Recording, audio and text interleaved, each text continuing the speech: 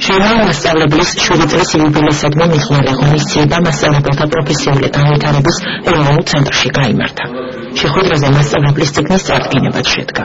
ღონისძიებას საბუნებისმეტყველო საგნების პედაგოგებთან ერთად დაესწრნენ 13 ივნისის სტიქიის შედეგად დაზარალებული მასწავლებლები, რომლებსაც ცენტრისა და ჟურნალ მასწავლებლის ავტორების სახელით საჩუქრები და ფულადი დახმარება გადაეცათ. ძალიან მნიშვნელოვანი დღეა ჟურნალ მასწავლებლისათვის და ყველა მასწავლებლისათვის.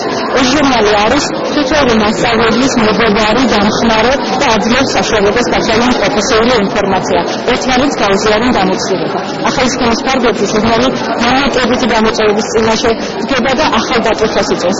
რამდენადაც თითოეულ მასწავლებელს სჭირდება პროფესიულ განვითარებაში ხელშეწყობა და ჟურნალმა ეს მისია საკუთარ თავზე უნდა აიღოს. ამ მოკლე პერიოდის განმავლობაში ჟურნალმა დიდი პოპულარობა მოიპოვა პედაგოგიურ საზოგადოებაში, ხელმისაწვდომობის მხრივაც ყველანაირად გამართულია.